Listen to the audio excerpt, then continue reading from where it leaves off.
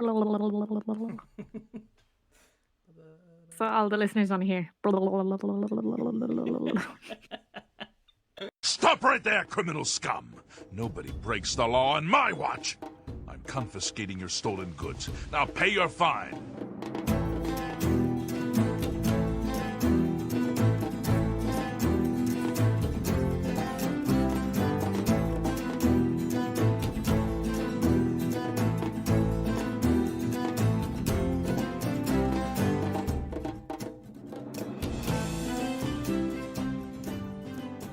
Welcome to One Flew Over the Side Quest, your place for philosophical gaming top fives and a little feud between an Irish lass and some British legend, with me, the host, Ryan, and Spyro Swoon, Total Loon, the funny honey, Mox herself, wants to be an elf, raw, uncut, the big bad Gingernut. Hello, Kayleigh. You okay? How's it going? Very, very good. Yeah. I had some pretty horrific audio issues where I had to change my mic out just before we started, but hopefully that will be remedied going forward. But we will start as we always do. It's been a little while, so you're all good? You're happy? Enjoying our little run of podcasts at the moment. I think they're really, really good, and we seem to be improving every time, which is really good as well. Yeah, for sure. So, for sure. We have our first segment today, which is What's the Story? And then we go on to top 5. This week we will be doing top 5 games we'd love to be remade, or a remake of those games, not remastered, remade. And then we go to Rye versus Gingernuts, in which we have an interesting little game that we've devised this evening. Okay, so what's the story, Kayleigh? You start off, tell us what you've been up to, what you've been playing, and we'll go from there. I don't remember what I updated people on last time, but The Witcher saga continues. I'm on Blood and Wine. Loving it. It's like, honestly, I say this every time, but every time I play The Witcher, I just like fall in love with it more and more. But obviously Blood and Wine, you get a whole new location. You get Tucson, and it's just like a really beautiful map. Unbelievable. Beautiful area. New characters that are just like super cool, amazing. Like really, like Anna Henrietta is like probably my favorite person ever. Really? She's so cool. She's so badass. I love her. I think The Witcher does a really good job in like making some really badass, cool female characters that like you look up to. So I was like, yes, another one, because after like I was talking about Shani and well, actually, I didn't talk about Shani on our loved podcast. Do you remember our last podcast we did? Yes, yeah, because you were sort of you were in the middle of it, weren't you? Yeah. So Shani, if we had done that now, I would have put Shani on that. Oh wow, really? Yeah, she was so cool. But after playing Hearts of Stone, I was like, there won't be any other cool female characters. But every time I say that, The Witcher decides to be like, hey, we got you. 100%. So yeah, Anna Henrietta is super cool. I've just started Blood and Wine as well myself, and I've just got to the point where she just ripped her dress off and got on the horse and said, come with me. Yeah, she's just so doesn't give a fuck. She's like, I just, like, shit has to happen. I need to do things. Rips off her dress, being like, let's go. I'm getting on a horse. Gotta look after my people. So how are you feeling about Toussaint then? Because it's particularly like colour palette. For me, love it. The music is so beautiful on it.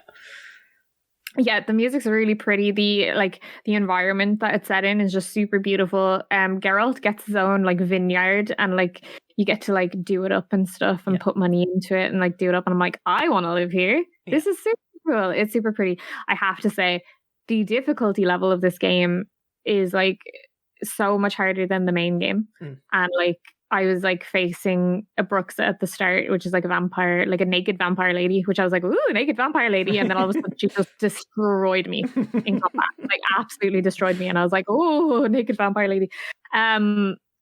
Yeah.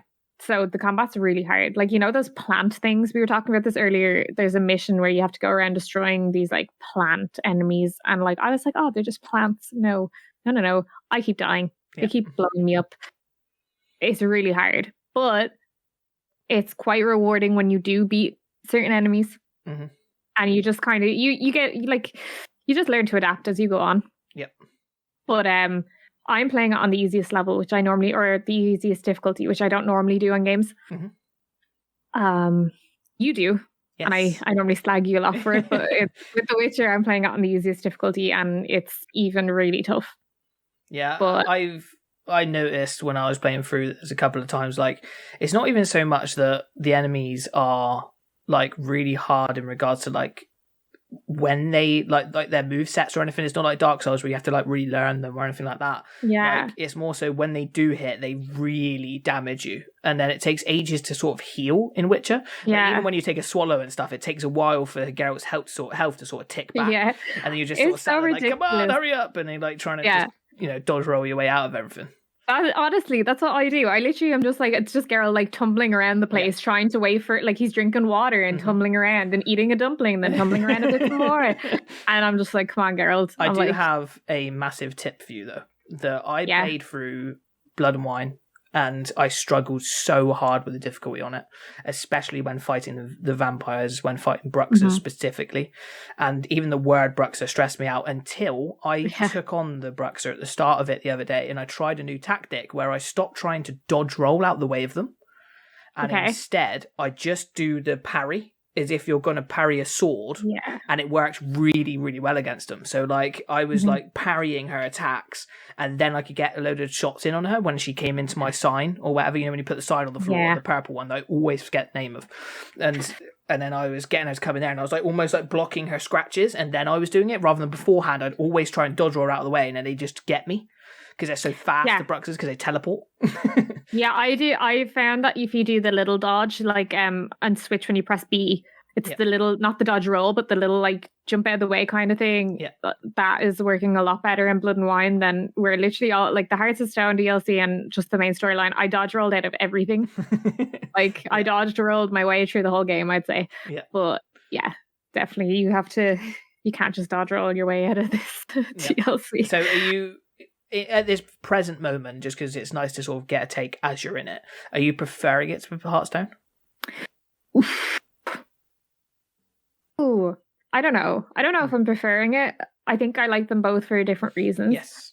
Hearts of Stone really emotionally will sit with me forever. I think it was so like emotionally telling. Yeah. Not to say that Blood and Wine isn't, but I think I'm enjoying Blood and Wine for a lot of different reasons. And I think it's harder to latch onto the storyline just because there's so much more to do as well. And there's also so many side quests as well. There's a whole region to explore. Yeah, of course, which is nice. It's nice to have something new to sort of walk around and check out and all that kind of stuff. Yeah, where Hearts of Stone, it's like set still in Bellin. But you're just focused really on like storytelling as opposed to something else. So I like them both for very different reasons, but I wouldn't say I prefer one to the other. Yeah. Which is cool, because I'll be interested to see whether come the end of it, whether you feel that way, especially with the story and stuff, because the story in Blood and Wine can also be as hefty in certain ways later on and stuff like that, which is cool, because I really like Regis, and I really like I forget the guy's name. Detlef, yes. I like the sort of dynamic, and Regis is a very like he's so iconic. Cleverly written character. And he's like really wise and stuff, and it's cool that you're sort of playing that like friend, but also like walking a fine line of could become your enemy at any moment kind of thing. Yeah, which is cool. Because they're like higher vampires, aren't they? Yes, they're higher vampires, which is really cool to learn about. I love learning about the lore in games, so I was like, this is really interesting. But just without getting spoilers from you, which do you prefer? Which like DLC, or are you kind of walking the same line of being like, oh, I like them for different reasons? Oh, it's difficult because again, it was like when I completed Hearthstone, I was particularly like, this game. This like blew me out of the water because I wasn't expecting it to be anywhere near as good as the main story. So when it like when I was telling you about the thing when he put the spoon in the guy's eye and all this kind of stuff, and the way that the Master of Mirrors was written as a villain, I thought he was so perfect. But Blood and Wine's better. And that's because there's a specific part that you're about to come up to that I'm absolutely not going to spoil in any way, shape and form. That is such a fantastic, you know how The Wedding was a great take on like just gameplay and something different to do, and it really like takes the biscuit. Like, it's just like the number one, like, most wacky, out of left field but amazing Witcher mission you're ever going to go on, and I can't wait for you to talk about it. I can't wait for you to be like, oh my god, because I know the second you'll do it, you'll hear this conversation in your mind and go, this is what he was talking about. And it just gets really intense and stuff, and just overall I love the fact that the Blood and Wine is such a closure and everything, and you'll also see that come the end and everything. But I just have to give it the edge as well, because that whole area, and I actually think the Blood and Wine's music is the best in all the games. I think, like, you know, in Hearthstone, because I really like that, like, na na na na na na na na, that they play throughout Hearthstone, which is really, really cool. That kind of like lullaby about the Master of Mirrors and stuff, which is really cool. But yeah, Blood and Wine definitely, I just have to say is better, because it's just it's so excellent. And I've just started it myself, so I'm so excited to get into it as well. And of course, we're going to be doing, so I've got a new podcast for anybody who's just a watcher of the podcast, not a listener. I have a new podcast coming out that is audio only, which is oh my god, I've forgotten the name of my own podcast. Gamers of the Lost Ark, which is me interviewing people on specific games and all the thoughts and feelings and emotions and memories and everything that specific game made us feel. And that's where me and Kayleigh are going to be doing a breakdown of the two Witcher DLCs together, of which I'm writing copious notes. And by copious notes, I mean that I write the wedding and stuff like that for me to then break down more when I use it for reference and stuff. But yeah, super, super cool. Anyway, what else have you been playing? I went back to Stardew Valley. It's my little guilty pleasure. I love it so much. I'm getting to a stage in it, though, that I was getting confused, and I'm sure anyone who's played and loves Stardew Valley is like, what do you mean you're getting confused? But I was like, I reached the bottom of the mine, I went mining, and I reached the bottom of the mine, and then I found a key, and I don't know what to do with this key, and there's just a lot of puzzly stuff in it that I'm like, I can't figure this out without looking it up, and I try my best not to look it up online, but I'm looking it up online. I also want to get married in it, and I can't get married. I can't figure out how to get married, but I know you can get married, and I have a girlfriend in it. I have committed to her being my girlfriend, but I can't get married, and it's bothering me. So I'm having little like mini frustrations about this game, even though it's super, like, it's really great when I'm stressed out, but I'm starting to get really invested in it, like personally invested, and I'm like, why can't I marry my girlfriend? What do I do with this key?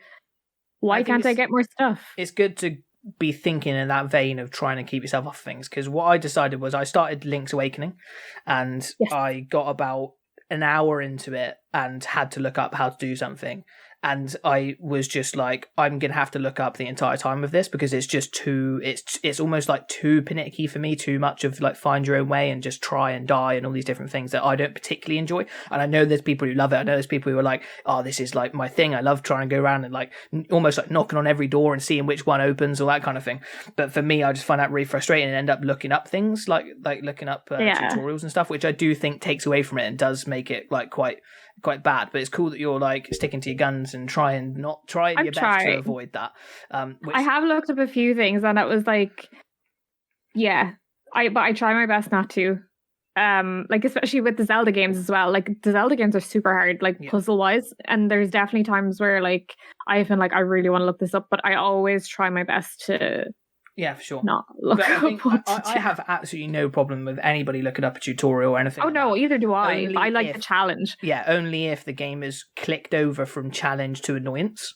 And that's a delicate balance, because they want to be challenging, because they want to annoy you a bit. So like it's easy almost to be like, oh, I'll just look it up. But you got to walk that fine line yourself and make a decision of like, okay, this is now doing my head in, as opposed to like I'm no longer enjoying the game, which then of course you got all the legends out there that almost for no money at all just go ahead and go, oh, I'm going to tell everybody on the internet how to do this, which, like, you know, they're the real heroes, you know. Yeah, for sure. But yeah, I'm loving Stardew. I'm really loving it. I have a banging farm. It looks great.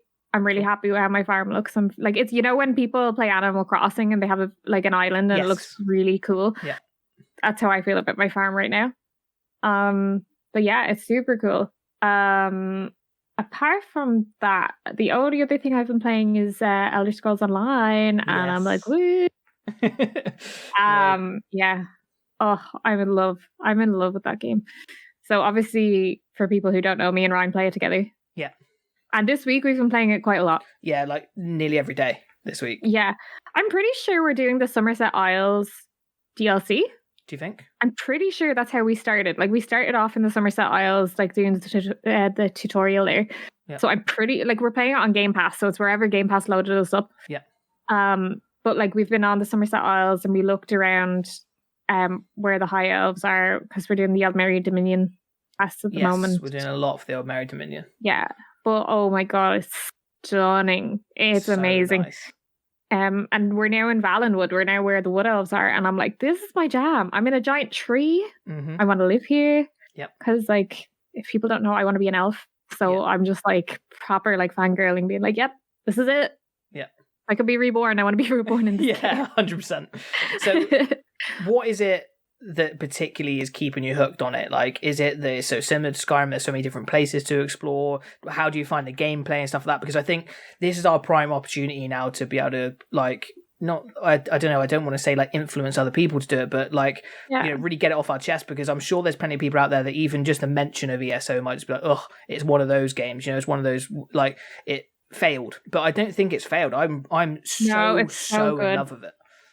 I think we came in at a good time, because obviously when it first started it was a bit of a flop, but then it, like, fair play to them. It's ZeniMax Studios, I think it is, that does them.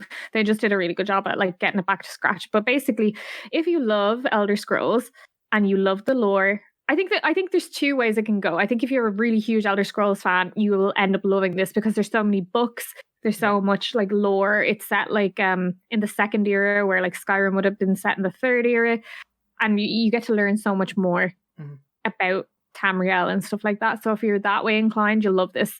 If you're not an Elder Scrolls fan but you love MMOs, I still think you'll love the game, because it has a lot of MMO elements to it. We haven't done dungeons or anything like that, but just even the way the quests are done, it really reminds me of World of Warcraft. I only played a little bit of World of Warcraft, but it reminds me of that, and I enjoyed it. Especially playing it with a friend, I love doing. But I think you could easily play it by yourself. Easily, yeah. And have a great time. But we just have so much banter, like, playing it together. And you can have an open chat, so you can talk to people in the world too if you would like to, but then you don't have to interact with anyone at all if you don't want to. It's great. Sure. I just think, if you're an Elder Scrolls fan, you'll love it, but if you're not an Elder Scrolls fan, you could still potentially love it. And the key for me is that it feels like Elder Scrolls, and there's something that, like, particularly those games have a particular magic about them, that they just feel like they do. And I don't know what they do to create that, whether it's just the amalgamation of the voice acting and the music and all that kind of stuff. Like, it feels like you're in an Elder Scrolls game, as opposed to feeling like you're in an MMO, or feeling like you're in something that's of the same vein but is being very different, you know? Like, it doesn't feel like a spin-off of Elder Scrolls. It feels like you're actually in Elder Scrolls. Even the way that, like, and I know this is really stupid, but this is one of the things that really, like, I love about Elder Scrolls in a way, I love about Bethesda, is they almost have those kind of, like, deadpan, dead behind the eyes NPCs that when you look at them, they're kind of like a little bit like, oh, you know, they always kind of like, you know, like that. Oh, like the Oblivion, whereas you look at them, they're like, all the time. Like, but the voice acting is absolutely sublime, really? and it helps as well, because you're doing so much, and there is, like, I'd almost say there's so much content going on all the time, all around you. Like, you can't walk from one mission to the objective without seeing 7 side missions you could possibly do. Like, this thing is staffed to the rafters, especially for people who don't have any money and you don't want to spend money on the big expansion packs and stuff. Like, this thing could keep you going for hours and hours and hours and hours and hours. Like, what we've done so far, we've spent not a single penny on, and I know we will end up spending loads of money on it and buying the expansions and stuff, because that's something that I think it's a lie, because I've already bought stuff. Yeah, you've bought cosmetics, but you've not bought, like, any of the storyline, have you?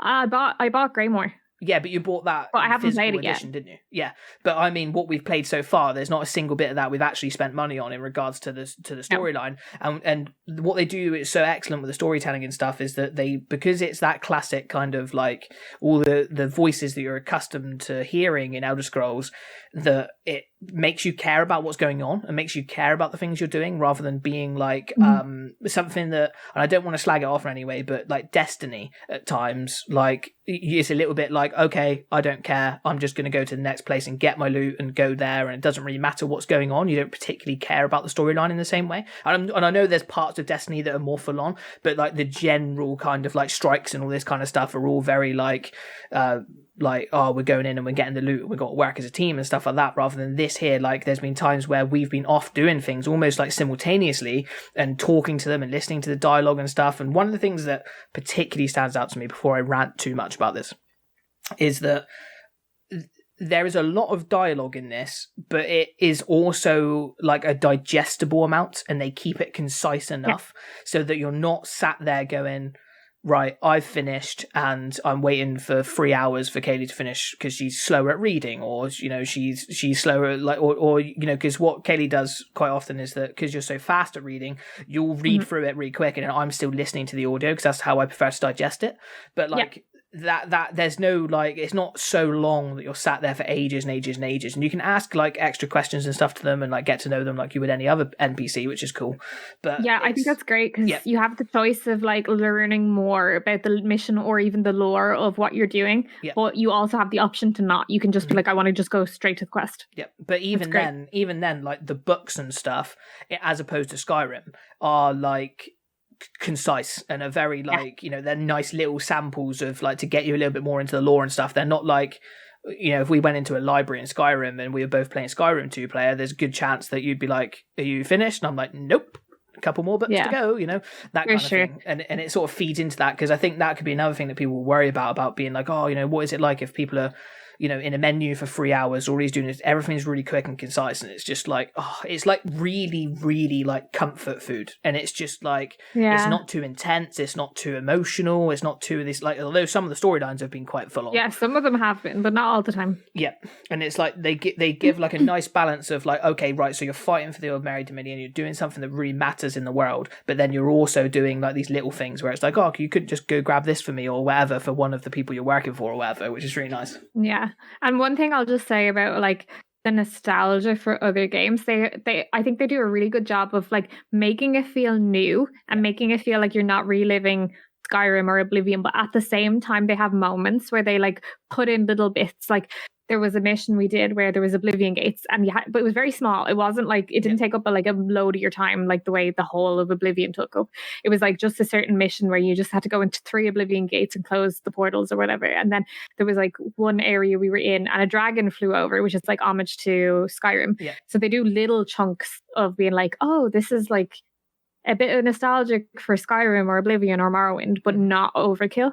Like it's not, because like I know everyone's going crazy because they're like, oh, another edition of Skyrim's coming out, we're playing the same game, I'm sick of Skyrim. But they're really good at just putting little chunks of like, oh, that's nostalgic.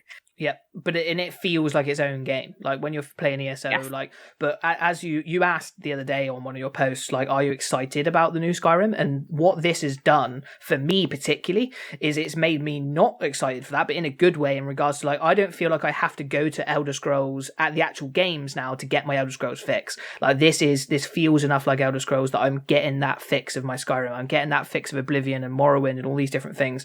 And that kind of like, it's just a feel. You can't explain Elder Scrolls unless you've played it, and like when you hear that music, you get that call inside you that's deep in your bones that goes explore, adventure, go off and do these things. Like it's this weird magic that these games have, and it has the same thing. I'm not saying it's quite to the same detail and level that Skyrim is.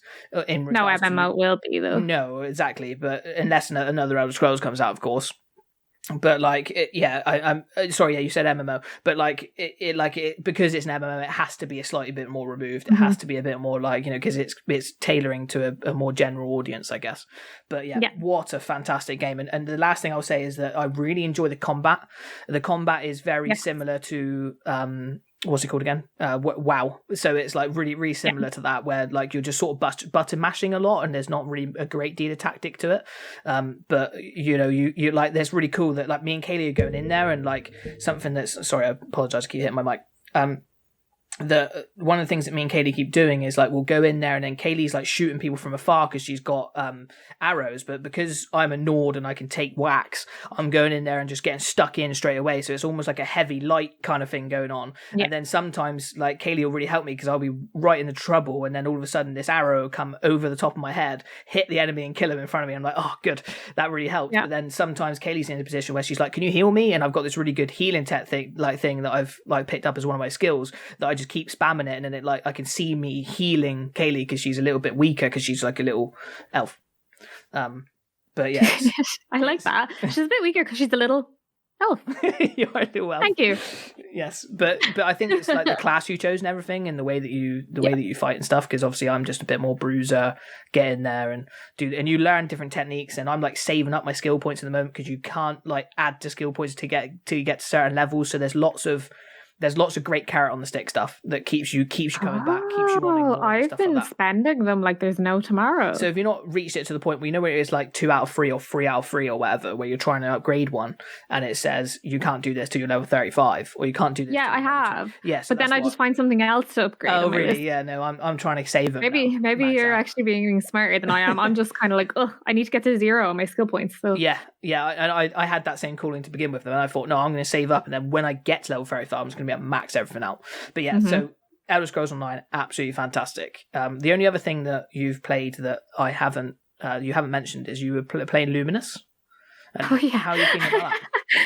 Oh, that's just I only discovered that yesterday because I played this one. I had it for the PSP. Oh, that's where I played it before. I was trying to think. I was like, oh my god, I played this before, and I saw it on Game Pass, and I was like, where did I play this before? PSP. I had a PSP, and it's just one of those stress games. Like it's like Tetris. I love Tetris. Tetris is like a stress reliever game for me. I played so much Tetris. My dad built me Tetris shelves. You know, like Luminous is like one of those games too. But yeah, it's super cool. It's really cool. So what is it? What is the difference between it and Tetris then? It's like you get I don't know if I'm going to butcher this explanation, but you have 4 blocks, and they're either the 4 blocks they're either orange or white, and say like the top 2 could be orange and the bottom 2 could be white, and then they come down or whatever. But you have to get 4 of the same color for it to disappear. A bit like Candy Crush at the same time, you know, when you got to try and make 3 in a row. So it's kind of like mixing those two together. You have to have like a square of 4 colors. Then they'll disappear. It's really pretty and stuff as well, isn't it? Yes. Yeah, cool. The music is starting to do my head in though, because it's the same music that plays every single time you load it up, and I'm like, so I just started muting it, and then it's really cool because my Xbox controller like vibrates, and I was like, oh, this will do. I was like, I don't know why, I'm just listening to the vibrations of my Xbox controller. Yeah, nice. But yeah. Okay. Yeah. A couple of that's all for you, yes? Yes. Okay, so a couple of the things I've got written down are I played 12 minutes. Oh, I actually started that. Oh, you started it as well, did you? Yeah. So I played the start of 12 minutes, and I'm already liking it. I like the concept. I think it's really... It freaked me out. Oh, really? It freaked me out. I literally only played like about 5-10 minutes of it, but it like really freaked me out. But not in a bad way, like not to the point that it deterred me, but it was just like, oh my god, I didn't know what I was going into, kind of thing. Oh, really? Yeah. So I played like 3 or 4 kind of, you know, when you get knocked out by the policeman. Yeah. I played like 3 or 4 of them. And by the end of it, I was trying like all sorts of different stuff because it was me and Bashan playing at the same time. And he was like, "Oh, try doing this," and we were being quite funny because we sort of mess around with games anyway. So I was like picking up the knife straight away and like running straight over and like trying to hide in the cupboard. And then when like my wife was coming out and being like, "Hello," and I was like in the cupboard, just like already waiting for the copper to come out or whatever. Yeah, just like sat there with my knife, like, "Wait, shh, no, I'm not in here." And then I found out that like, you know, I won't delve into spoilers too much, but it ends up being that like, you know, it's a repetitive game in which you are living the same day over and over. So every time that you finish the day, it tends to be when you're knocked out by a policeman who comes into your house. And you know, you can do different things. So when you wake up the next day, you know he's coming. You know he's coming to the door. Yes. So you can say to your wife, like, "Look, I'm not being crazy, but a policeman's going to arrive here in a minute, and he's trying to arrest your wife for the killing of her father."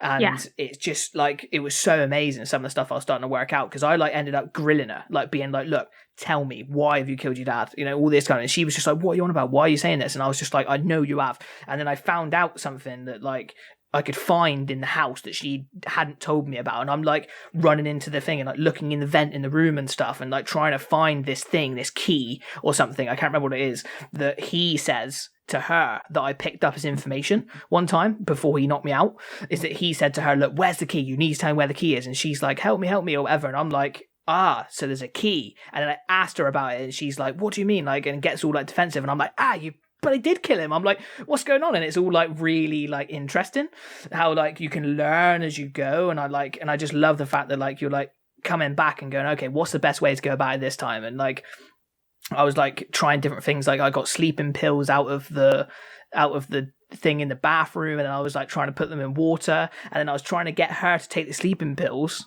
so that she didn't answer the door when the cop came, and then I was like putting the sleeping pills in water and then like putting it next to her when we were eating our little thing next to each other, and I was like, come on, drink up. But I like, you could kill her. yeah. I was like, well, you know, Consider the revelation she gives you as well, and you're a bit like, oh. Yeah. So it's a really fantastic concept of a game. It's like it's top down. It's all about learning. It's all about like trying different routes in different ways, and the dialogue changes in the different ways as well. So it's not as if like, you know, if you find something out and then try it instantly, that your girlfriend's going to come out and be like, oh yeah, this happened. Like she would just react like, dude, why are you grabbing stuff and spinning out, you know? And then you'd be like, this is the same day again. And she's like, what do you mean, you weirdo? Like, you know, and all this, which is great because like they've done that really well. And it's William Dafoe is who you play as his main character. And then Daisy Ridley. Some really good, Daisy Ridley's your wife. Actors and actresses in it. Yeah. And then the chap who plays Green Goblin in the first in the first Spider-Man is he's the copper who turns up, which is cool, and I forget his name, and I'm very sorry that I've forgotten that, and someone's probably gonna be like, oh my god, how'd you know that? But I'm really enjoying 12 minutes, and I'm just interested to go through and play it and finish it at some point, which I've not done yet, but I will. It's one of those things that I think I'm gonna leave it cooking for a bit, come back to it, because it's one of those things that I just thought to myself, like it's gonna be good anytime I come back to it, as long as I don't see any spoilers for it. Okay. The other games that I've played are Okami. I'm starting to dive into Okami a bit more now. So I've dived into Okami. I happened to have played like an hour plus with you when you were over. And when I came back to it, I was a bit confused because I was like, I'm in this village and I can't remember what the last thing I was supposed to do was. And I was like, you should have just asked me. Literally, you should have just rang me. I was like Spyro. You should have just rang me. Yeah, I was like aimlessly kind of running around, and I ended up looking up online what I was supposed to be doing, just because I was just like, why did you ring me? I'm actually offended. I forget where I am or what I'm supposed to be doing. I think you were busy at the time. And then I would never be too busy for Okami. Like I could be at a funeral, I could be at a wedding. Just ring me up about Okami, you know.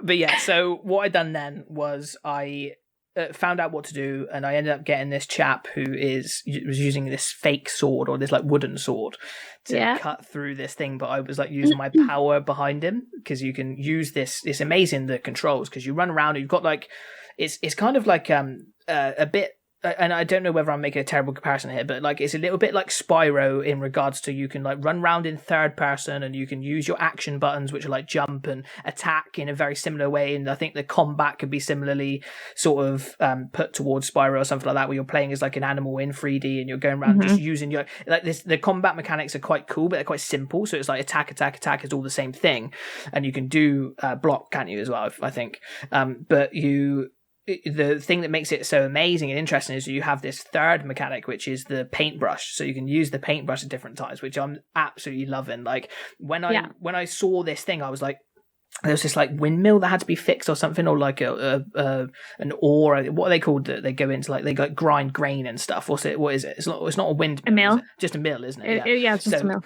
So like a watermill, I guess would be what it is. So it's like, but it's like missing the top, and I was like, how do I do that? I'm like, do I have to like chop a tree down and like find wood, or what do I do? And then I was like, I'll just draw it, because of course, like I forgot at that moment that I'm a god, so I can do these things. And I'd done it, and I like drew it, and it like, because you just like you press R, and then you can like use the paintbrush, and that can be used in different ways. Like you can press R and then draw a circle, and it becomes daylight again, because you can make the sun come back out, or you can do it and draw things back together and do puzzles with it, but you can also attack enemies. So like when enemies land, I can press R and do a strike straight across like this, and then it slices all the enemies at once and stuff like that, which is super cool. So it's like gives it like a really interesting dynamic that I've never had in a game before that I'm just really enjoying.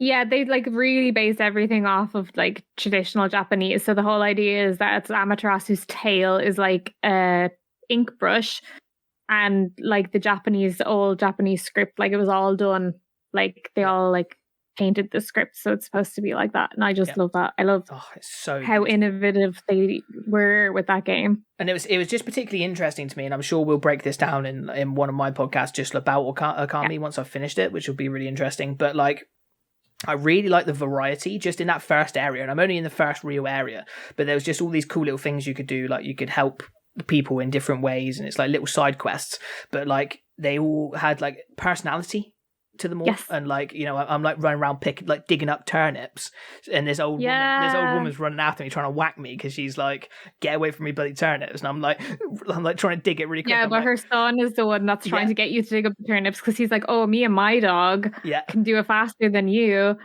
He's like egging you on. Have you seen Mr. Orange and his dance? Yes. Oh, iconic. Sorry, I love Mr. Orange's dance. Yeah. And it's just cool. I really like the whole thing. I really like just like all the different, and like even like Mrs. Orange, who was by the water, she was like, oh, I can't hang out my washing, and like, and then you were using this paintbrush as like a game mechanic really, really well, where like I drew across the line didn't have like a line on it, so like I drew like what would be a clothesline, and suddenly it appeared, and then she was like, oh my god, and like it's all this kind of like they sort of allude to you being godlike and stuff, and they're like, oh wow, like who done this is amazing, and you're like, haha, I'm a god, I done it, and you like sort of run off and all this kind of stuff, and it's like you're almost like a god, but you're not like, you don't like walk around and go like, I am a god and this is what I do. You almost like do things sort of vicariously, and it's kind of like people think that you're just a dog kind of thing, and they can't see that you have these holy markings on you. So only like certain people who can see like divine beings can see that. So people are just like, oh, this random white wolf has appeared in our town, is just helping out, but you're actually a goddess of the sun. It's so cool.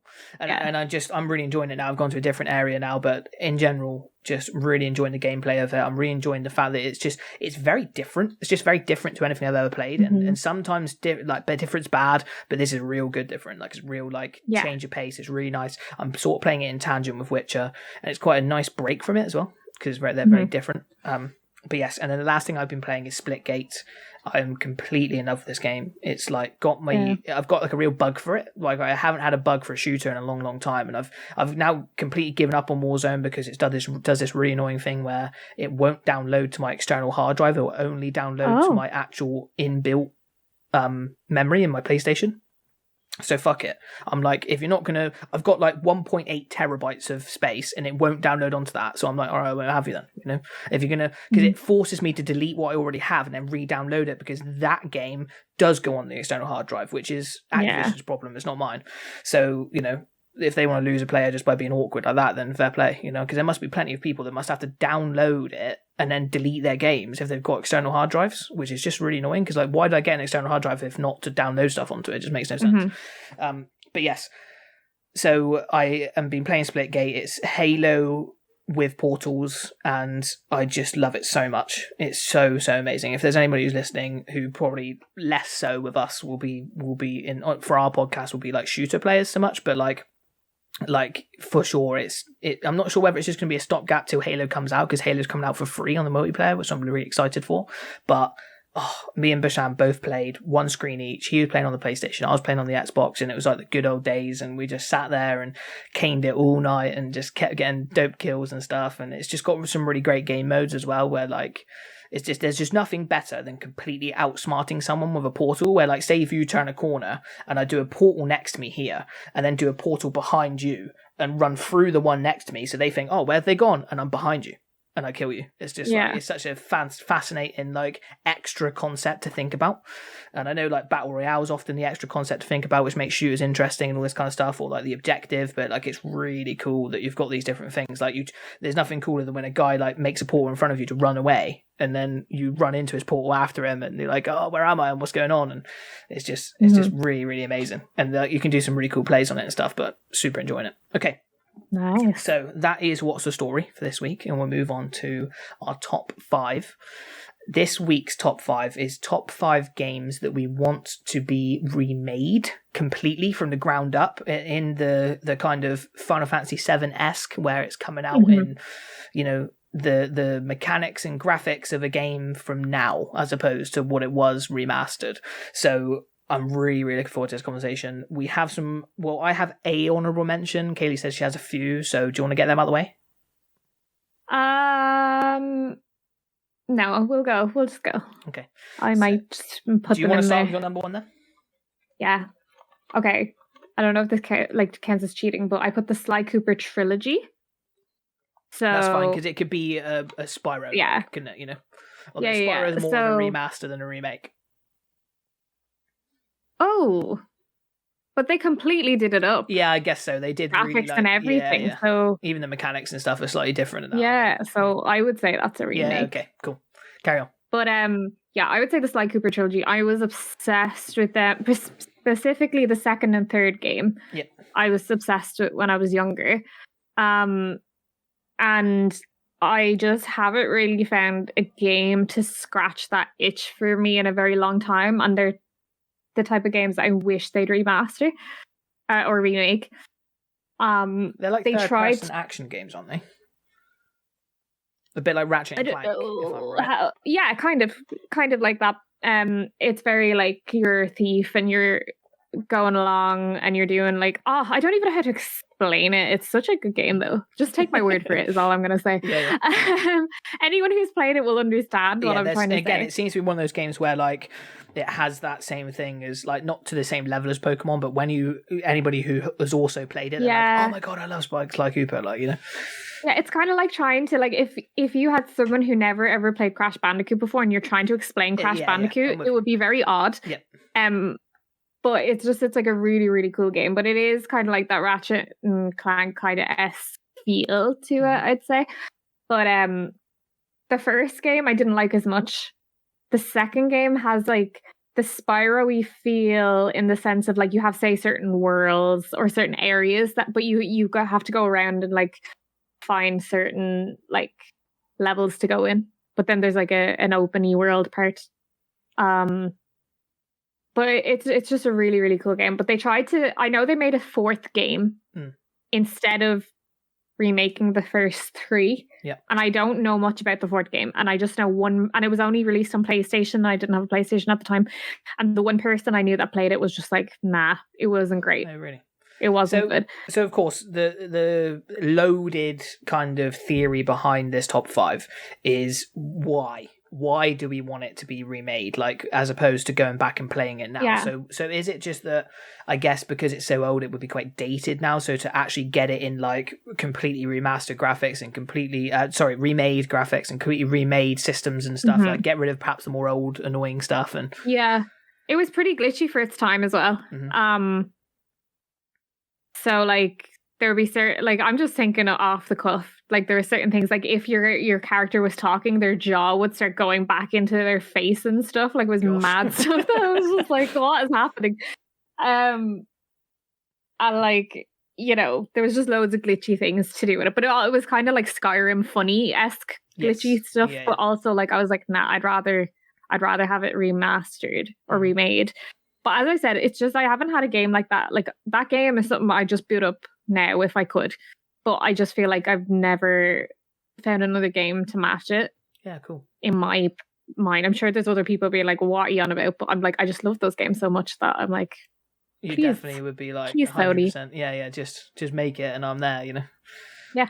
For sure. To the point that like I just love those games so much that like me and my friend when we were younger, because there was like no merch or anything of it, and we used to be like, I wish they did like little Sly figures. Anything. We just wanted anything. And it was kind of like Scooby-Doo where they had a little van Oh, really? You know, like they had like a little van, and we used to try and make it out of cardboard and stuff like that. And Cool. there was just such lack of like Sly merch and stuff that I feel like that void has never been filled in me. That I was like, I need just more Sly in my life. Yeah. So please remake that game. I'll be very happy. Yeah. Cool. My first one is Morrowind. Oh, I have that down. You have Morrowind as well, yeah? Kind of. It was a little bit of an honorable mention because I haven't technically played it myself. So, okay. but I'll let you go.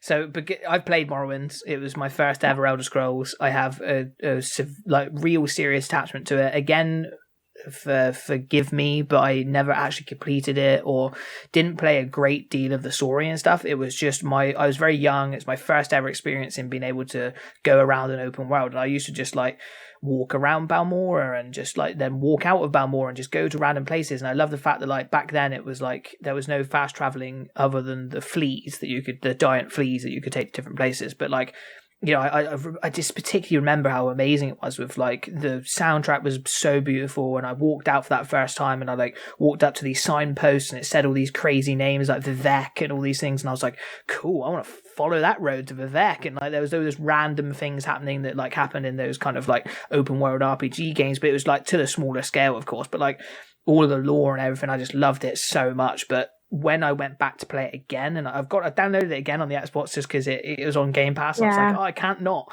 But like, it's so dated now that like the mechanics and stuff, and I think that probably was a barrier to me at the time because I used to play it alongside my friend who played Oblivion at the same time. So we used to like have little nights where I played Morrowind, he played Oblivion, and we both like have an Elder Scrolls night. But it used to hamper me really bad because the combat mechanics and stuff were really, really difficult on it.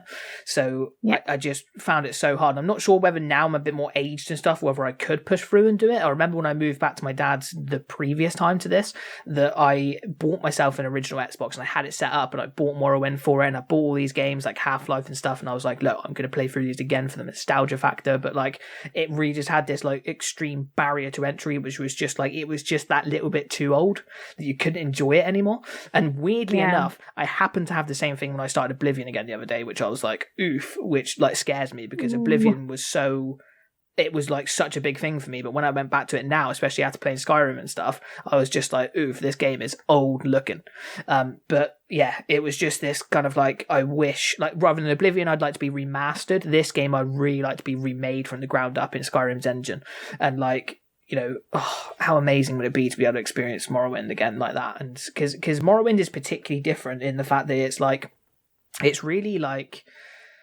It's almost like borderlines on sci-fi at times. Yeah. And it's like really wacky and out there and like some of the things they talk about and it's like based like quite a lot around dark elves. And I really like dark elves because they're really like mysterious and like although they're abrasive at times, they are like really cool and like magical and like the fact that like Vivek was this thing that like fell from the moon and stuff and it's just like it's so cool and I just love to go around and do it again and it's got some really interesting things that like the other games don't have in the same way that I'd like to like imagine going and seeing the last dwarf ever but in Skyrim's engine, you know, and just being like cool, I get to talk to the last ever living dwemer, you know, like yeah.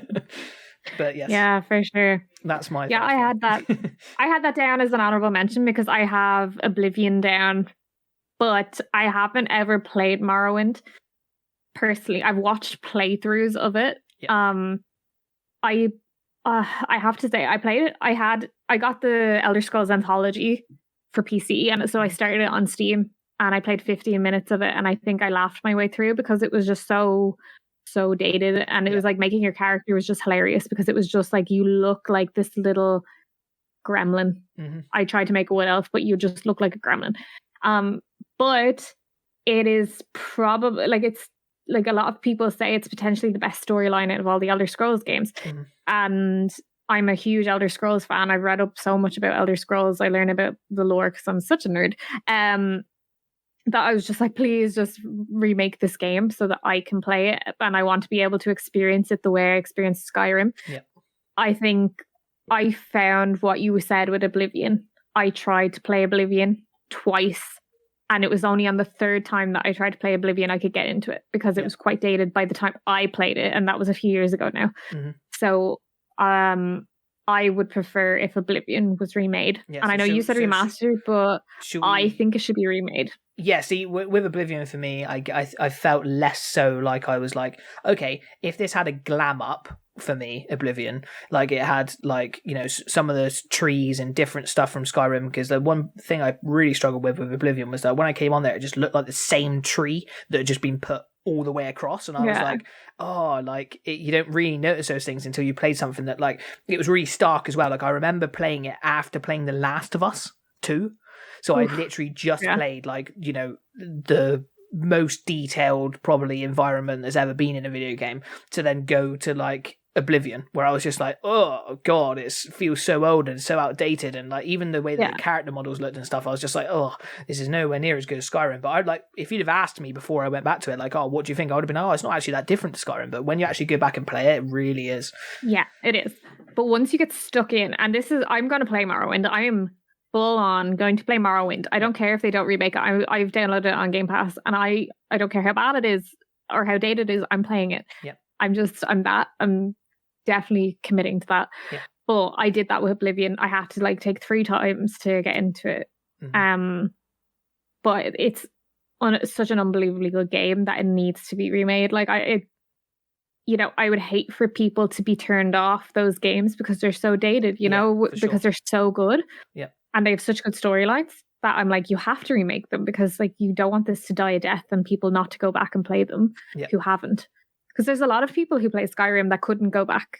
Yeah, and that's one of the things that they done with, like they do little things like the Uncharted collection and stuff, where they like sort of put 3 of them together. And I'd love it if, say, you know, one day there was a like the anthology you were talking about earlier on, but all remastered or all remade, where you could play all of them in Skyrim level graphics. You know, because Skyrim, when you play it now, and I know that everybody likes to slag it and likes to get on Skyrim, and it's become, and I think actually, which is a shame for me really, and I think it's become like a meme in some ways, but like actually that game seriously is very, very fucking good.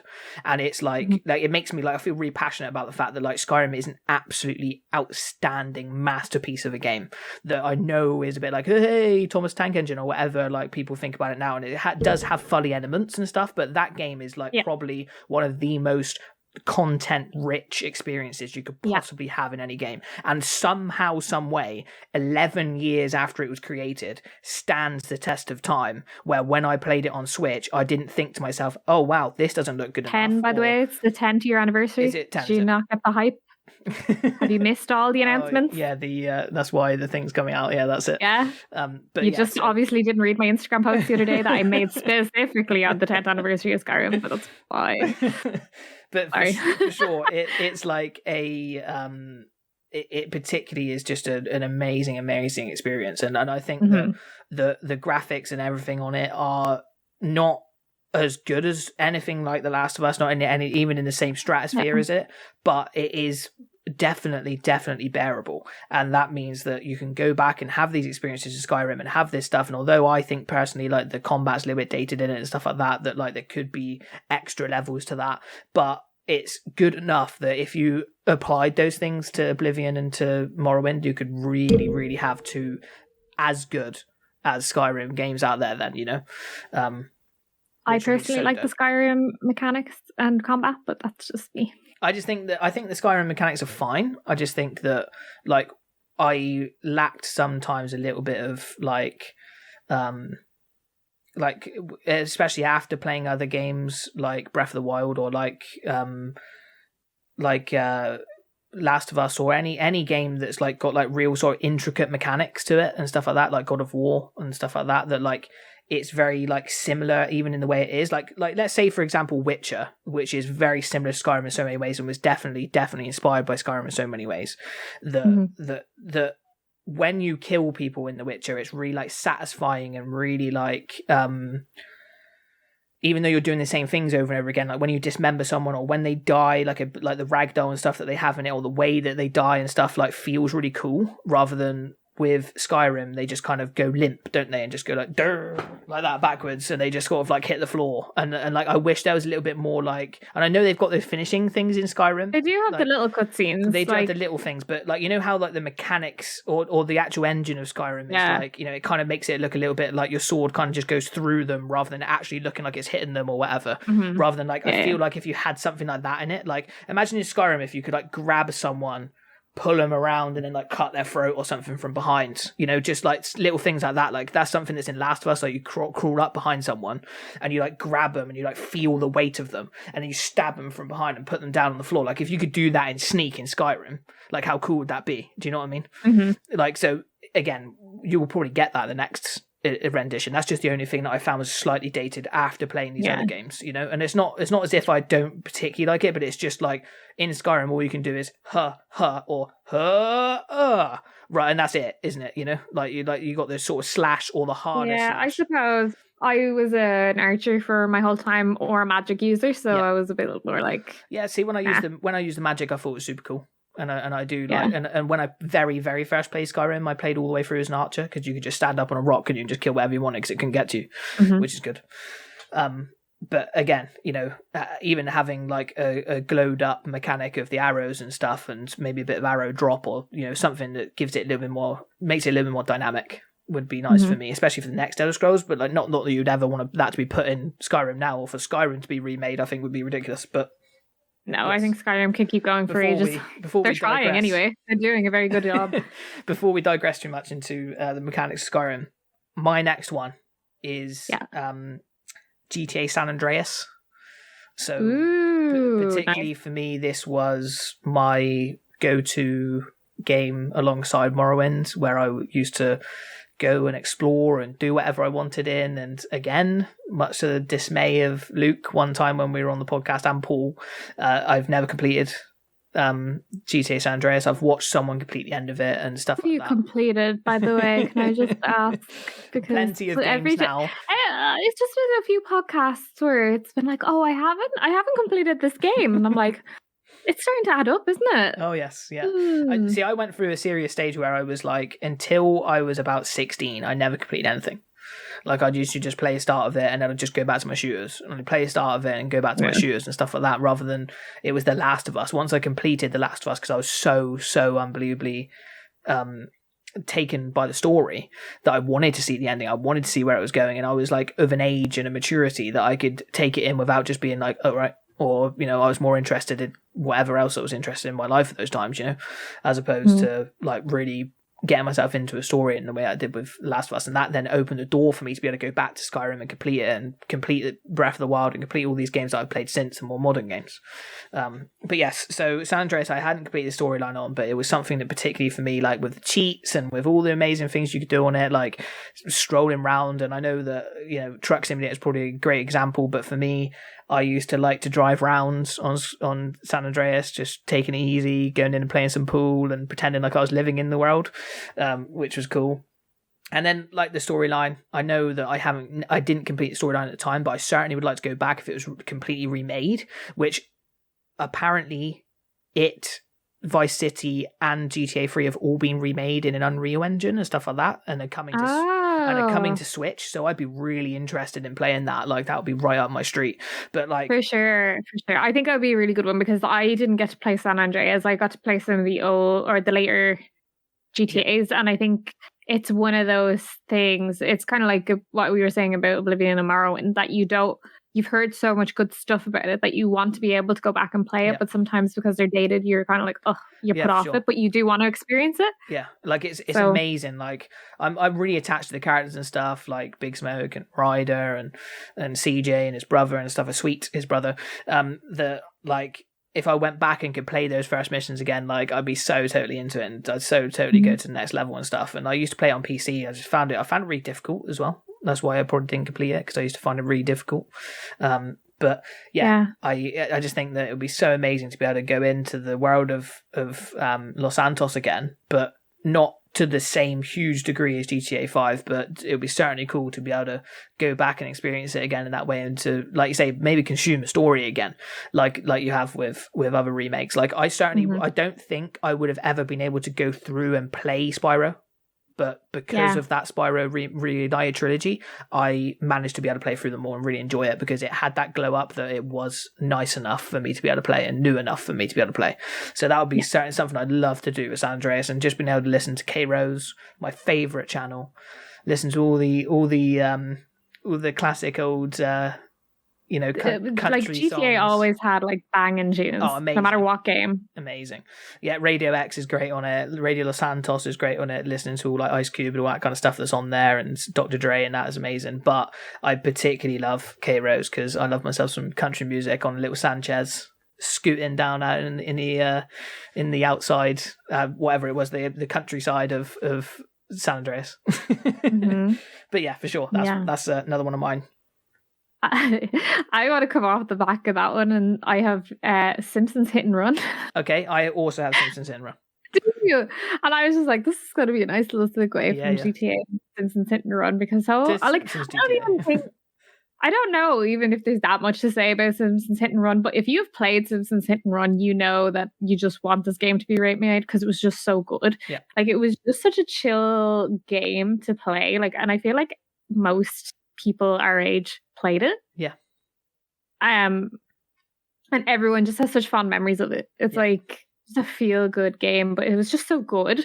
And like there was even little things about it that like even just some of the noises or the sounds and stuff that I just thought were like really cool. Yeah. I love the fact that like when you're driving around, it plays that kind of like dum dum dum dum dum dum, but it's just like it's like ambient music, but in the theme of Simpsons, and it's really cool. Like for me, it was so mad because it was a game that, and obviously I'll just join you here and say this is one of my 5 as well.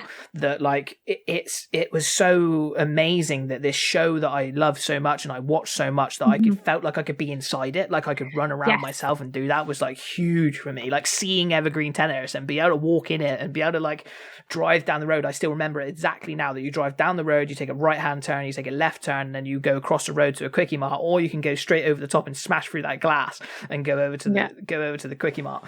But I'm just like, oh, like I loved it so much.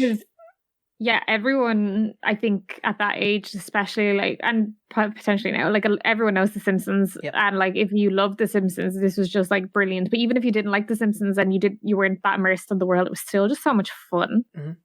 Like I would have friends or like I didn't have it actually. I went to my friends to play it, and it would just be a group of us just sitting there like taking turns playing it. It was just so much fun. And I used to watch my friend play it a lot. I used to think, oh, it was amazing because he was a little bit better than me. But like he used to be able to do the missions and stuff, and I used to just absolutely love it. And I just like the whole feel of it is really, really amazing. And I think this is why it's a huge example to me of why I love video games so much more than I like movies and so much more than I like books and stuff like that, is because I feel like I can be there. I feel like I can be the person to walk up to the door and go, wow, this is cool, you know? And it's just like so cool that you could go down to the power plant and you could go around and like see Barney and you could get the Plow King and all that kind of stuff and drive around in that. And it was just, oh man, what a game. I just absolutely loved it. And obviously you get the nostalgia hit if it was remade, which would be amazing. But also it's just, it's like I remember thinking to myself, and I don't know whether you shared in this anyway, but when I was like 8 or whenever it was when I was playing it, I remember thinking to myself, if I could live anywhere, I'd like to live here. Because it was so like clean and like lovely and like bright and sunny and stuff. And I was like, oh, and you just look out the door and look out the window in real life and be like, I wish I was like, I wish it was all like bright and colourful and lovely and stuff. Like, I can't say I shared in that, because you'd end up turning yellow and have to lose a finger, but I get what you mean. For sure. But yeah, no, I think it's just one of those games that people our age especially be like, oh, totally. Yeah, 100%. For sure. Do you want to go with your next one, or? Oh yeah, I can do. So the next one for me is do I leave that as an honourable mention? Okay, well, how many have we done so far? I've done Morrowind, GTA, Simpsons Hit and Run. Yes? Yep. Okay. Yeah, so I've got 2 more. So the next one I've got is Lord of the Rings Return of the King. Good one. Which, like, I used to love the way that game worked. I love the fact that you had the giant door that was the different missions that you made your way up to Sauron and like to finish it.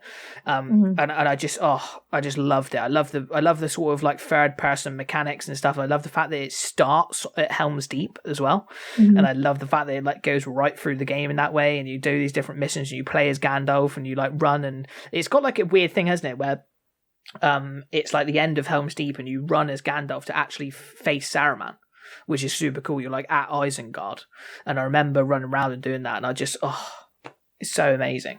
Yeah, I didn't actually own it, so I played it very briefly in a friend's house, so I don't know really? actually that much about it. Yeah, it's so cool. It's like just a third person kind of hack and slash game, really. But just because obviously I'm like huge Lord of the Rings fan, and I just love anything Lord of the Rings, and I know that like Shadow of War is something I really should play, and it's I really want to play it. I really want to get into, and Shadow of Mordor. Sorry, both of those games. Yeah. That they're games like I really want to get into because I'm sure I will. I remember like I've always had a bit of a like, I've not really liked Assassin's Creed and never really wanted to get into it. But then when I heard they were like Assassin's Creed, like I was like, ooh, I don't know if I'll get into them. But now I've like bought Assassin's Creed and I really want to try Assassin's Creed out because I think I was a little bit closed-minded to Assassin's Creed because I couldn't get it. And I think it was one of those things where like people used to talk about it and be like, oh, I've got Assassin's Creed, and because I was quite like poor and stuff, I used to be a bit like, oh well, I don't even like Assassin's Creed, rather than actually because I didn't like it, you know, and like be really interested to try that game for sure. But yeah, anyway, I continue to digress on every occasion of this podcast, so I apologize. But yeah, so it'd be really cool to be able to play it in like, you know, remade graphics. I can imagine it being like, you know, hard hitting. I imagine like God of War, like that third person kind of like really weighty combat, which would be super cool, like slashing the Uruk-hai up on the walls of Helm's Deep and stuff, which would be super cool. But yeah, I would certainly like to see that remastered. No, sorry, remade. For sure. I have Pokemon Colosseum for the GameCube. Okay.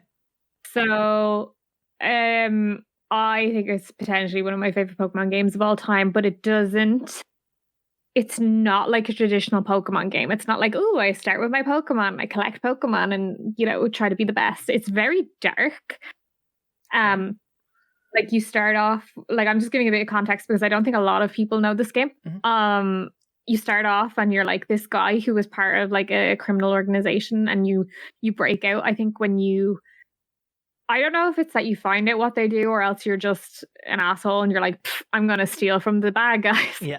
But you have an Espeon. You start off with an Espeon and Umbreon, and I was like, oh, well, love it already. That's a ticket to Kayleigh's heart already. Yeah. But the whole idea is that this evil organization are actually turning the Pokemon evil. It's like I can't remember if they're like injecting something into the Pokemon and making them like, I think the whole thing, it sounds ridiculous, but it was really cool at the time. It's like they're stealing their souls or taking their souls out or something, and you have to like go around and you basically have to steal Pokemon from people. So they were distributing these evil Pokemon just out into the normal world, and people didn't realize that they had like, they were just being like, oh, you have a super strong Pokemon. Yep. I'm giving you this super strong Pokemon. They're like, oh, cool. But you have to go and you actually have to like, you like get a Pokeball that's like actually steals people's Pokemon like mid-battle, and it's like crazy. It was just insane. And it was just cool mechanics. Like it's not like open world or anything. Like you have to like travel from region to region and unlock different regions and stuff like that. And it was just really cool. And everything was double battle. It was never just a single battle. So that's why you get Espeon and Umbreon, because you put them both out at the same time. It was just awesome. It was just an awesome game. And you get really like, I just thought the storyline was brilliant. Yeah. Really dark for like, I think I was 8. And you're going around, it's like, oh, these Pokemon souls have been like taken out of them and they're like evil. Gosh. And you have to like basically steal them off people. And you know, it was crazy. But I still think I could play it now, but that's because I have a deep love for it. But I think I would love to see that remade, because as a GameCube game, I don't think many people were exposed to it. Yep. But I think it's one of the better Pokemon games. Not traditional, but very, very good. That's like me with Uncharted 1. Like Uncharted 1, I can push myself through because I'm such a humongous Uncharted fan, but it just really isn't very good. And like it's just nowhere near in the same level as the others, and I wish that could be remade. So I see what you're saying in that way, where it's like you could, but if it had this polish and had this like brand new look, and even potentially like improving some of the mechanics and stuff, that would be really good. Yeah, it was just more like Pokemon with a bit of a more grown up feel to it. Yeah, if that makes sense. Like even the characters in it, if you like saw the main character, like he looked more like a grown up. Like it was obviously the anime style, but like for older. Like teenagers and stuff like that, and I just loved that. I was always because I was never into the really super cutesy type of stuff, so this was just my jam. I really, really loved this. Yeah, cool. And then there was a sequel called XD, so I was like, that I would like that to be remade as well. Yeah, like a double packaged. The two of them. Yeah, that'd be brilliant because they had a big I'll try and show you at some point, but they had a giant, Lugia. Did you ever see Lugia? He's from the second movie. He's like this huge, big, like white kind of bird thing, but like. They made Shadow Lugia, and like they made him like this really dark navy, and he just looked super evil, but it was really cool. Nice. Yeah, cool. So I like that remade. Okay, my last one now, I believe, is Knights of the Old Republic. So Knights of the Republic for me was probably one of the most instrumental games in me. Not only, again, it was appealed to the same thing that I spoke about earlier on, where for me particularly, I'm not sure whether it's just the way that my brain's wired or whatever, but being able to actually be somewhere and walk around it and get a feel for it myself is what makes video games so unbelievably amazing. And I love Star Wars. Like, Star Wars is something that I feel so unbelievably passionate about, that I felt so genuinely heartbroken after The Last Jedi that I felt like a piece of me had died. Like, that's how genuinely serious I am about Star Wars. And like, I ended up coming round to that, but this isn't a Star Wars podcast.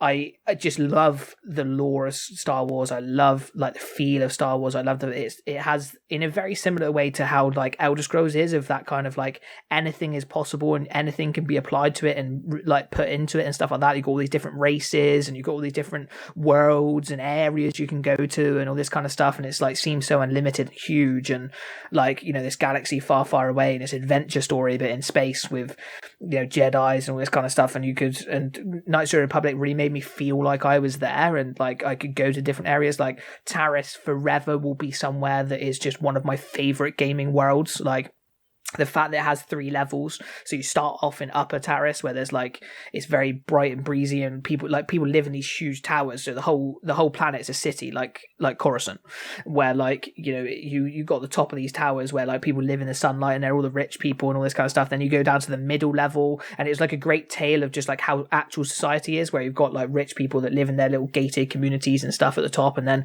you've got the middle part where people are like, there's a lot of gangsters, a lot of different stuff, and then there's these really poor people down the bottom, where you go down there and they've got like no sunlight and no food and all this kind of stuff, and it's like really cool. And you go to other places like Dantooine is super, super cool in it. Like you go there and you learn like about the Jedi temples and stuff, and you go to like a Jedi thing and you construct your first lightsaber and choose what color it is and all this kind of stuff. And I'm just like, oh, I love this game so much, that like there's so much about KOTOR, that like Knights of the Republic, that I love so much. You go to Tatooine, you go to a place called, I forget, but they're called the Kamal or something, and they're these like weird kind of fish like Pokemon.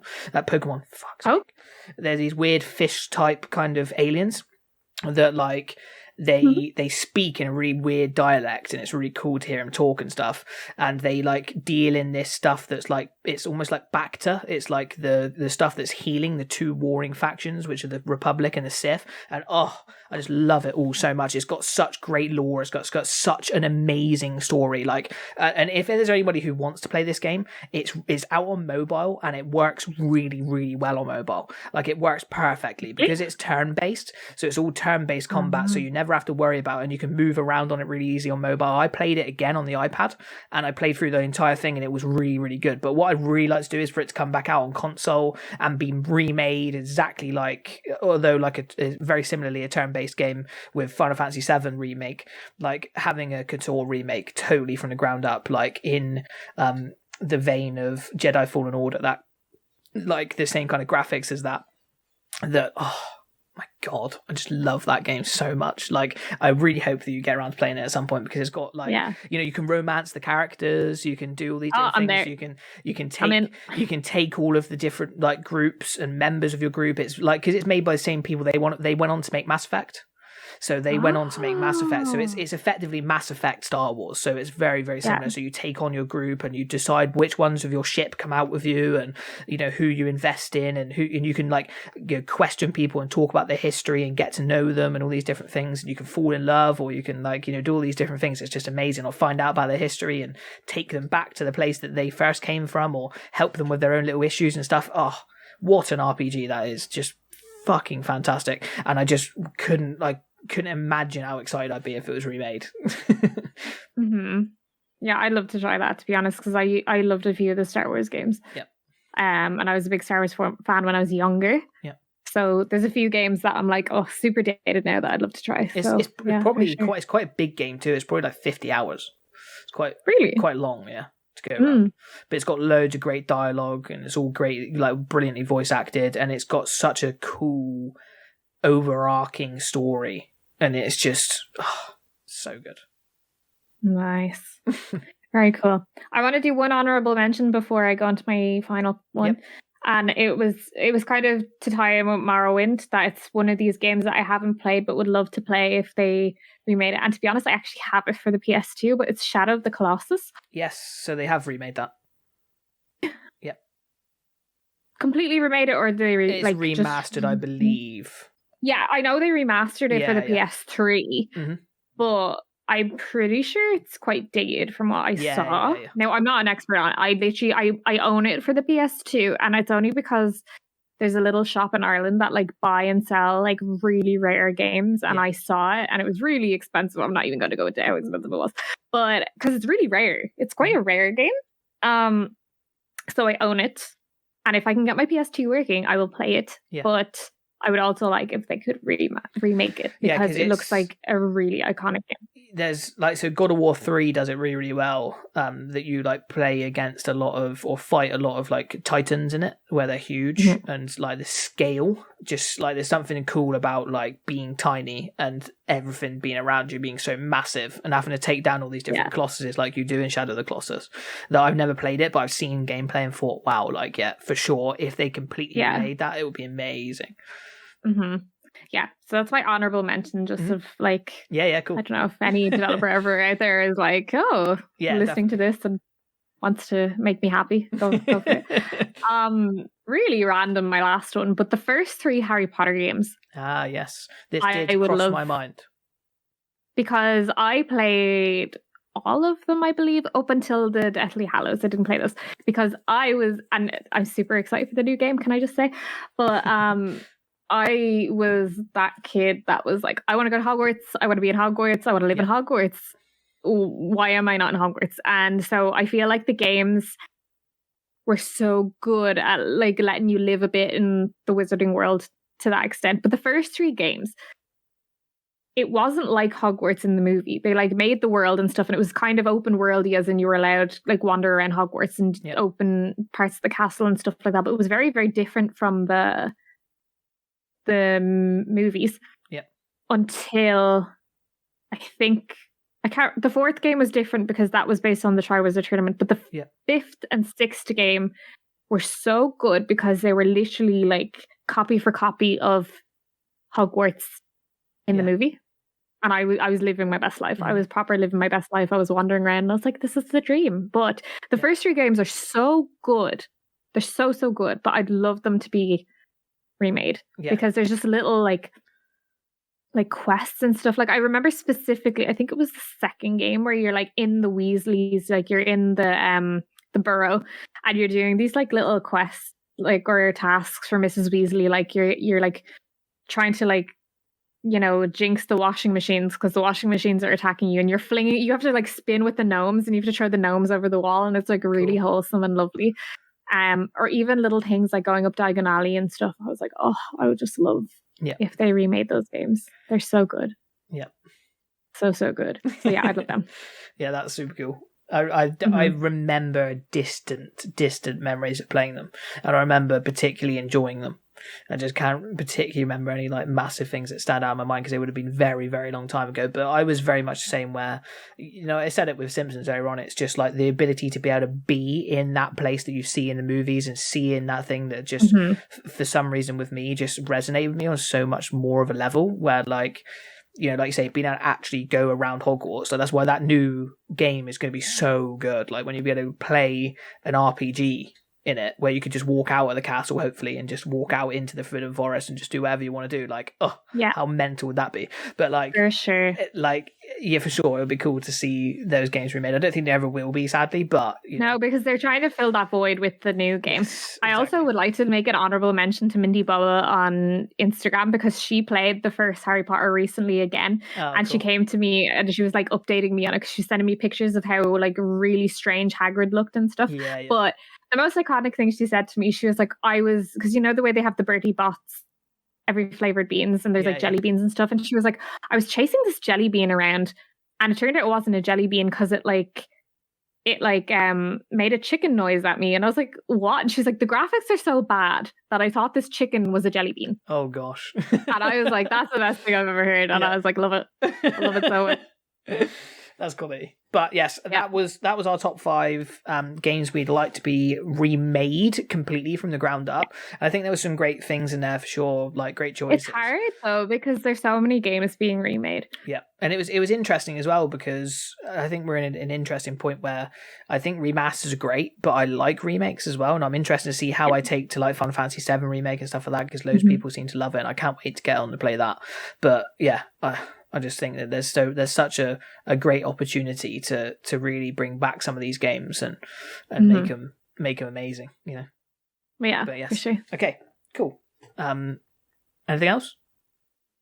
No, cool. All right, so now we'll move on to the final segment, which is Rye versus Gingernut. And as we all know, I'm 4-0 up at the moment. And why do you do this every time? It has to just be whether Kayleigh can make it 4-1. Losing. We can see whether Kayleigh can make it 4-1, of course. If there's anybody who's listening for the first time, I've won every single one of these so far. You haven't. He's such a liar. I'm pretty sure it's quick 2-2, score isn't update, it? everyone. Quick score update. Ryan 4. Ginger's done it. He's such a liar. If any poor fucker who's new listening is like listening to it, then they know who the champ is, No, I'm telling you now, he's like a liar. And when it gets to this segment, he always lies. Pardon? Because he's a sore loser. Okay. Well, whatever the score is, today's game is... Whoever keeps score, he doesn't even keep track of the score. He's supposed to be the fucking host. If I were winning, I would keep track. Okay. The second week, he was like, oh, I'm 2-1 up. And I was like, this is only the second podcast. Like... Okay. Fucking terrible. This time we've got a game where we're going to say 3 words to the other member. And then we have to try and guess what the game is. And we'll do best of 3, so first to 2, and we'll play out our other ones if someone goes 2-0 up. But I'll start. Yeah. And my first one is... So basically 3 words. Those 3 words, you have to try and think of what the game could be out of those 3 words. And you can be Will I keep score or will you? Because I don't feel like I trust you, to be honest. Wow. Okay, yeah. You go ahead and keep score. First one. Alrighty. 100 Beasts iPad. 100 Beasts iPad. Yep.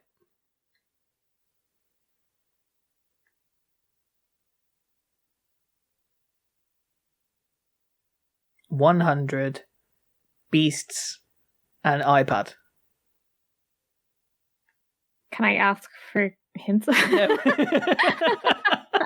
Can I phone a friend? Cheeky shit. I'd like some more information, please. Kind of, because I'm like 100 Beasts iPad. Yeah. If you wish to give up, you can. And no. I can tell you what it is.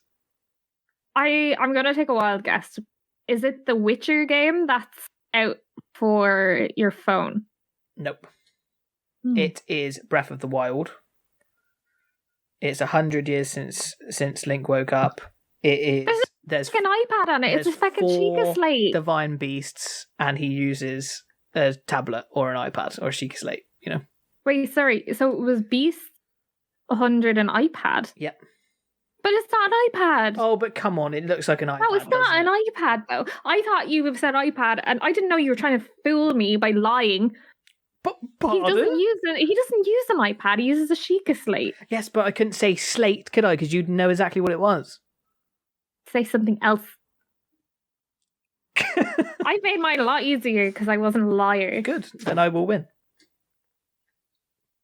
See, anyone who's listening this far, he's terrible. And he's a known cheater, his family told me. Oh, pardon? Yes, actually. The first thing one of your family members told me. Okay. Okay.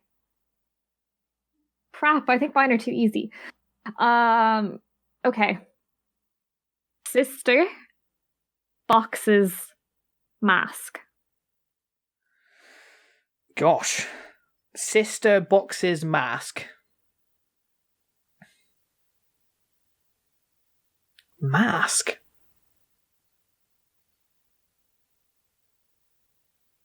Sister? I think you're gonna be really annoyed if you don't get this. Who on earth has a sister in a video game that's going to stand out to me? Boxes, cubes, Minecraft, boxes. Do you have a sister in Minecraft? No. Did you fabricate a sister? Nope. Mask. What the hell would be mask? The only thing I could think of is Majora's Mask. But why would you do that? Because I've not played it. Okay, I'm going to guess Majora's Mask. What is it? Crash Bandicoot. Oh, yes. I'm with you now. Nice. See, that's not too easy. That was good. So, I thought you'd get that. it's 0-0 at the moment. I thought, oh no, wait, is it 0-0? Yeah, or 1-1. I said 1-1. Yeah, so I guess if we fail, the other person gets a point, right? Yeah, I'm with you. Okay. My next one is hill, fox, egg.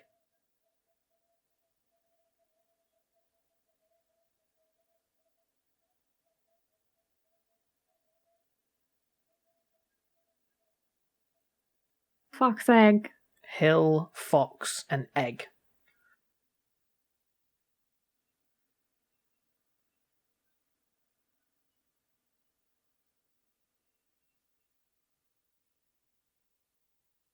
Hmm.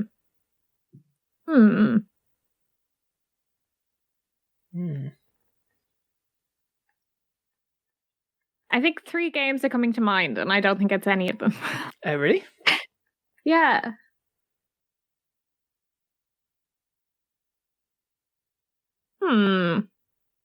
Fox makes me think of Ghost of Tsushima. Okay. Egg makes me think of Spyro. What does hill make you think of? Silent Hill? I don't know. I'm just like, that. Oh, what was the third one? I'm after forgetting what my third guess was. It's not good. It's not a good start. Hill, fox, and egg. Yep. What game could that be? You can give up if you want, or take a guess. No. I don't want to give up. Good. Is it definitely something I know? Yes.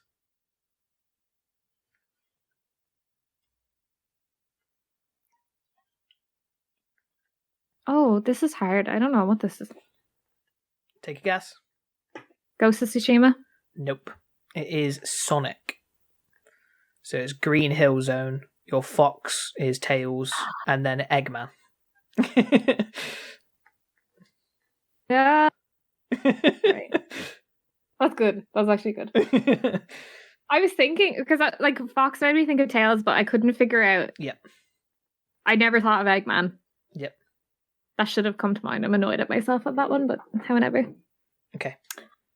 You could see how Vox came to mind for Ghost of Tsushima though, because I was like, I thought when I was writing it, I was like, I bet she's going to guess Ghost of Tsushima here because I've said Fox, which would meant like, that's where I. And then I was kind of starting to think, and I was like, there's definitely hills in Ghost of Tsushima, and I was like, was there an egg? Did we collect an egg or something? I was worried when I wrote egg that it was too obvious with Eggman. I thought that you were going to get that straight away, but it was good.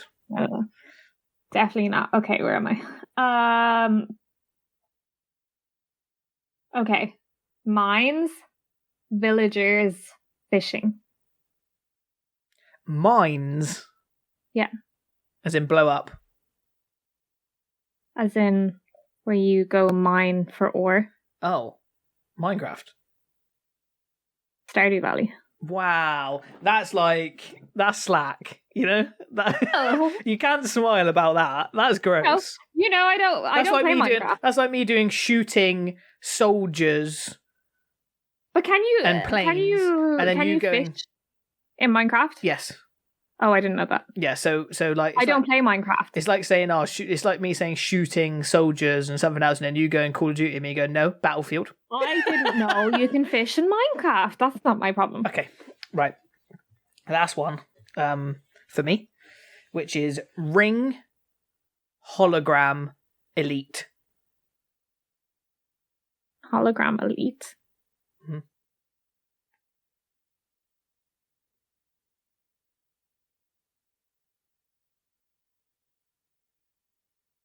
Hologram Elite.